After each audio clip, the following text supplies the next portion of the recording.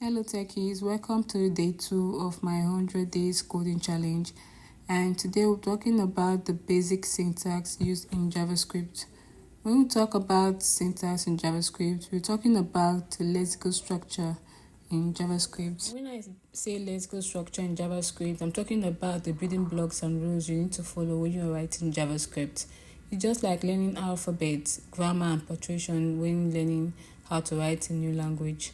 Today we are going to be looking at the following syntax I have listed out. The first thing we need to know is that JavaScript is case sensitive. This simply means that the uppercase and the lowercase letters are treated as distinct characters, and it also means that there must be consistency in capitalization of characters. So the next thing we are going to be looking at is examples. Let's say I'm going to say let victory equal to 2. Let victory. Always take note of my capitalization. My first letter V is a big letter. Then we say let victory equal to, okay, let's use 6. Then again, let victory equal to 7. The next we are going to do is to console.log the 3 statements. The first one, victory. Always take note that the first letter is a big letter V. Victory. Then we'll go to our browser. Of course, this will give us 2. Let's expand. Then inspect. Go to our console. Then we have 2 over there. Yes, so let's go back and console.log the second one. So I'm just going to copy and paste this. Then change the variable. This variable is written all in lowercase. And of course, to our browser, we are going to get 6, as you can see. Then let's do the third one. The last 4 letters was written in uppercase in the third one. And the beginning is also in lowercase. So change the last 4 letters. The last 4 letters to. And if I check my browser, I have 7. Now let's do something. Let's remove the first 2 statements. Let's remove this. Then also remove this. So you see that JavaScript is already notifying us that there's a reference error. The V is supposed to be written in uppercase and not lowercase. So if we go to our browser, you see it will tell us reference error 2. Reference error, victory is not defined. And this is why we say JavaScript is case sensitive. And if I come back here to repeat the same variable I have declared before, JavaScript is going to shout at us. Let's remove this first. Let's take this out. We'll come back here and declare the same variable that we have declared before. Victory written in uppercase. You see that there's already a problem. JavaScript is telling us that there is a problem already. So yes, that's it. Now let's talk about spacing and breaks. It is important for us to know that JavaScript ignores the spaces and the breaks we give when writing our codes, whether it was done intentionally or not. For example, let's say let sum equals to, let's say, plus 1 plus 5 plus 6. 1 plus 5 plus 6.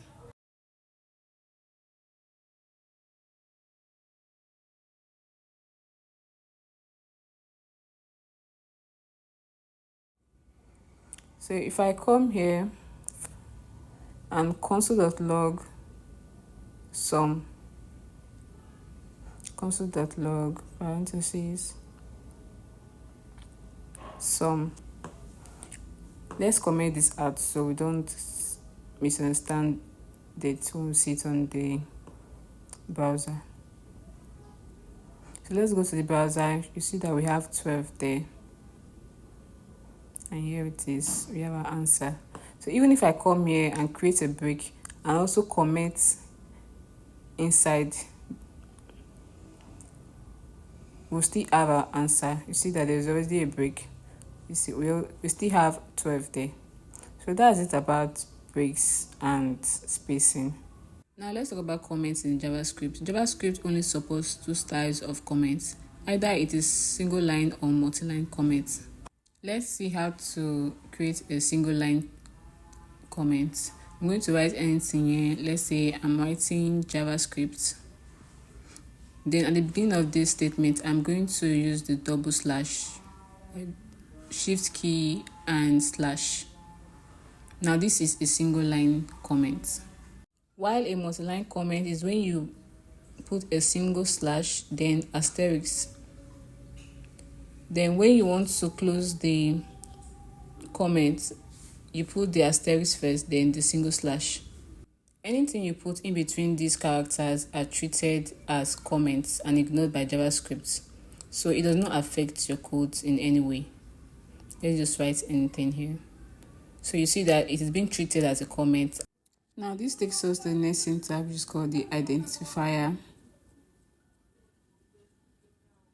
Identifiers are used to name constants, variables, properties, functions, and classes, and to provide labels for certain loops in JavaScript codes. This simply means that there are rules that you need to follow when you are naming your variables, functions, properties, class. I'm just going to write name, variables, functions here. Variable, function. So there are certain rules that you need to follow in order to name this.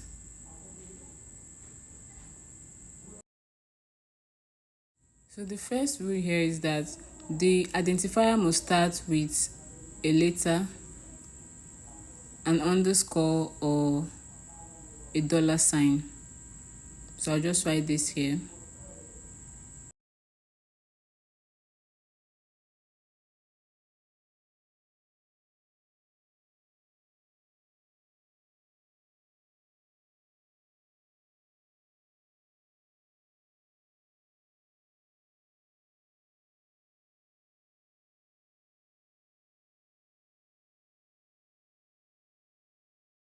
Now let me show you some valid examples of identifier. I'll say let name equals to victory.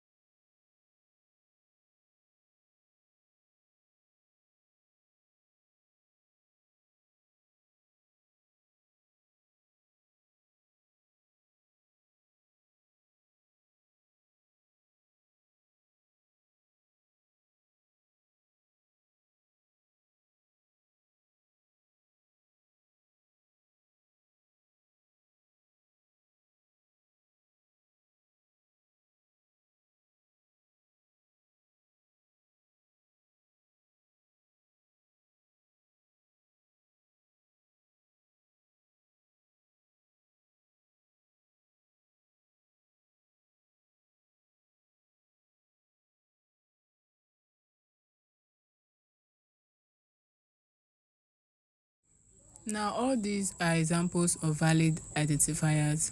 The name starts with letter, the age starts with the dollar sign, the last name you can see there's an underscore there. These are valid identifiers. We are going to see invalid identifier.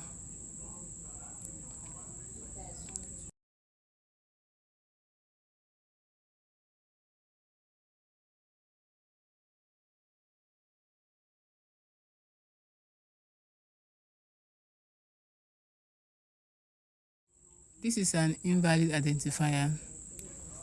You can see that the JavaScript is already giving us an error as we type. It's not supposed to start with number. So this should be a syntax error.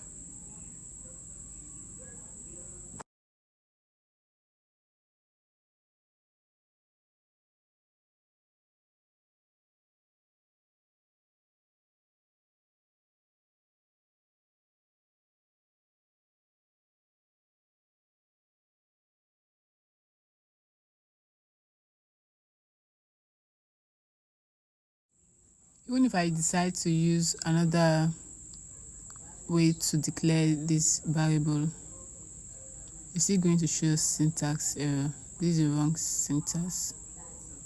See, it's still giving me errors.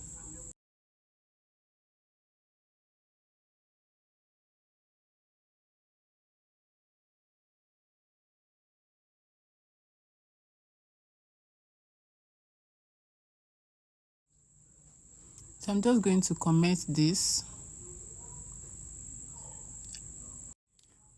This is how you add numbers as identifiers.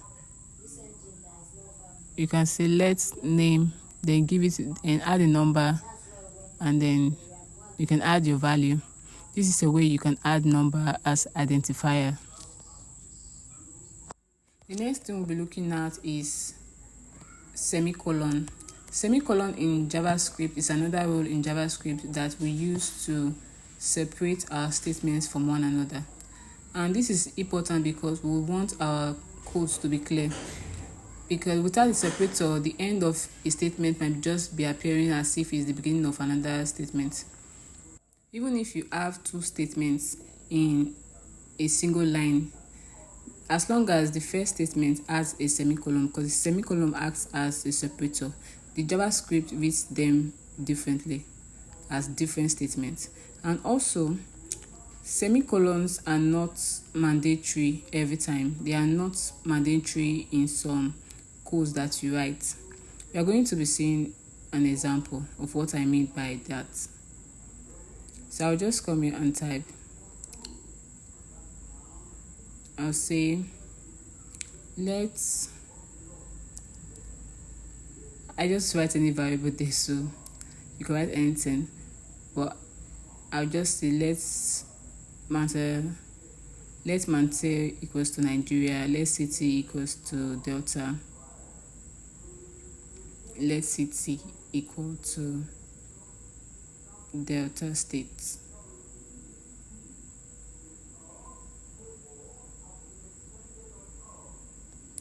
The string Delta State. Okay, let me just change this to country so it looks uniform. Then I'll come here and console.log country, console.log the parentheses,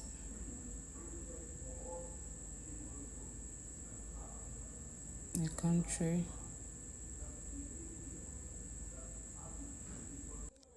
So I save. Now it's showing Nigeria here in my console, but you can see that JavaScript automatically adds a semicolon for me.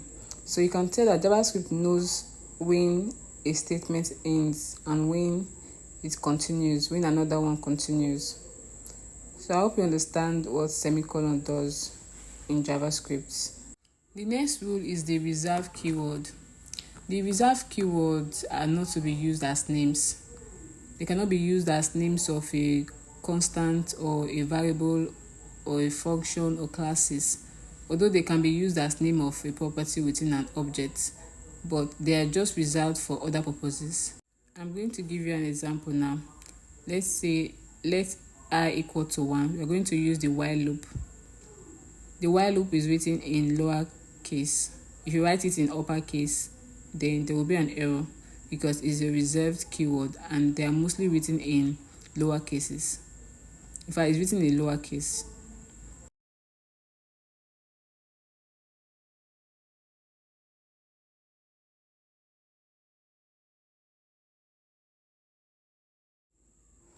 You don't have to bother about these things I'm writing. As time goes on, we understand them better. But just get the rules and regulation of the lexical structure of JavaScript. Now let me change this to uppercase and see that there will be an error. You see the error in the brackets. There's already an error there. And if we go to our server, it should tell us that there's a syntax error. See, syntax error, because the Y is written in uppercase. the first letter is written in uppercase. We change this to lowercase, this loop will be effective. Let's go to our server and see. You see that. So there are so many reserved words. For example, the true, static, in, import, get, extend, false, finally, for, from, true, so many. So let's check if. Let's see the if keyword is written. I wrote that in uppercase. It's also going to give us, you see, Javascript is already telling us that there is an error in the brackets. And when I change to lowercase, the error disappears, and now I have to put a condition.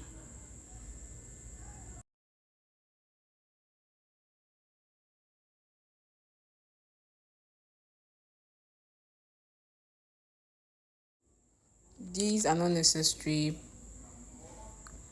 but the necessary thing here is that you understand the rules. I have a problem here. My equal to is 4 instead of 3, so I'll just go to my server. It's not showing yet, so I'll just comment. I need to comment something out. Okay, and there's a problem. I need to comment this while loop, this loop out. Comment it because there's a declaration at the global scope. So you see that the answer is there, 1. So I said that if I is equals to 1, console.log I. So I is actually 1. The last rule we'll be looking at is the literal. The literal is a data value that appears directly in a program, and we have 4: the number, string, boolean, and null. I'm going to be showing you an example of a number literal. For example, I'll say let num equals to 1.2, then I'll console.log type of. When you console.log type of, the JavaScript automatically understands that you are trying to know the type of value that you have entered. So you console.log type of and the variable that is storing the value, and the variable storing this value is num. So you say type of, then you add the variable which is num. We are going to be looking at types of variable in our next class. If we view this in our server, you see that it is a number type of data value. So let's go back. Let's change this to 1 instead of putting a decimal. This will also be a number type of data value. And if you come back here and put a string inside a quotation symbol, this will be a string type of data value. And even if you come back here and use the backticks to store a value, it will still be a string. So let's see what a boolean is. A boolean value just tells us if a statement is true or false. So let's put true here. Go to our server and see it's a boolean. Sorry. If we come back here and change it to false, it will also be a boolean. Now even if I come here and leave an empty quotation mark, it will still be a string. JavaScript will still regard it as a string. Let's go to our server and see that. You see that it is regarded as a string because something is inside, whether that quotation is storing anything or not. So we only say that a data value is null if the variable is not storing any value. If this variable num is not storing any value here and this place is empty, then it is null because there is no object. There is an absence of object. There is no object there. So with this, I hope that you understand the lexical structure of JavaScript, and you can implement this basic syntax. See you in the next class.